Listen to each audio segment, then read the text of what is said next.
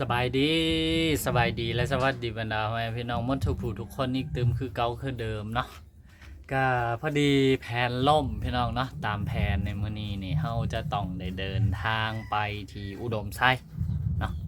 ไปเอาเครื่องของเฮาแต่ปรากฏว่าบ่ได้ไปตามแผนเนาะพี่น้องเพราะว่าเมื่อวานนี้ฝนตกแห้งเลยแหละทุกมือมันก็บ่ตกเนาะแต่ว่ามาวันนี้นะฝนตกอย่างหนักเลยนะตกมากากประมาณชั่วโมงหนึ่ง2 ชั่วโมงนึงแหละเฮาก็เลยบ่สามารถที่ว่าสิเดินทางไปอุดมไซได้ในมื้อนี้นะตามแผนก็คือต้องไปมื้อนี้นี่แหละนะวันที่1 เดือน5เนาะนัดกับทางโซเฟอร์ทางอันนั้นเพิ่นไว้เรียบร้อยแล้วเนาะว่าสิเดินทางไปมื้อนี้แต่ก็บ่ได้ไปเนาะวันนี้นี่ตกหนักขนาดนะพี่น้องเนาะ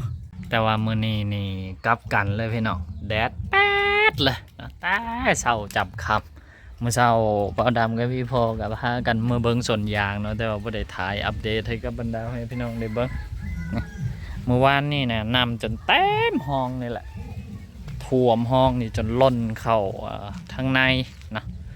ล้นเข้าในคอกในเฮือนเปาดำเนี่ยนะนี่ล้นห้องนี่เข้าไปเบิดเลยเนาะแต่มื้อนี้ก็คือแบบแห้งแป๊ดเลยเนาะคันบ่มีหยังผิดพลาดเนาะคืนนี้ฝนบ่ตกมาอีกกับมื้ออื่นพอเฮากันน่าสิได้เดินทางเนาะไปที่อุดมไซเนาะบรรยากาศณตอนนี้เนาะตอนนี้ก็คือภาวนาเนาะอย่าให้ฝนฟ้ามันตกลงมาอีกเนาะคันฝนฟ้าตกลงมาอีกก็คือมื้ออื่นเฮากันน่าจะบ่ได้เดินทางไปอีกเนาะทุกคนเดี๋ยวสิซูมให้เบิ่งน้ำขังอยู่บนทางนะเนาะคือฝนตกเมื่อวานแหละพี่น้องเนาะนี่ตอนนี้ก็แดดละเนาะอยู่บ้านนอกบ้านนาของพวกเฮาเนาะแผนที่เคยวางไว้ก็เวลาเอาแท้ๆมากับโบเป็นไปตามแผนก็มีนอนเนืองจากหลายๆสิ่งหลายๆอย่างเนาะอยู่บ้านเฮามันบ่ได้สะดวกสบายคือจังอยู่บ่อนใหญ่เนาะเวลาฮอดฤดูฝนมาจังซี่ได้ก็โถคันวางแผนเรื่องการเดินทางไว้นี่ก็อาจสิใช้ได้อยู่ประมาณ 30% เนาะส่วน 70% นี่ก็คือแบบต้องเผื่อใจเอาไว้เลยเนาะว่ามันอาจสิบ่เป็นไปตามแผนเนาะเฮารอบนี้เองก็คือกันเนาะแทนที่ตอนนี้ก็น่าสิอยู่ที่อุดมไซพุ่นเรียบร้อยแต่ก็บ่ได้อยู่นะได้อยู่บ้านเนาะมื้อเช้าก็ไปสวนยางมากับพี่พ่อเนาะช่วงแรงๆก็กลับมาเฮือนเนาะก็ประมาณนี้เนาะส่วนว่า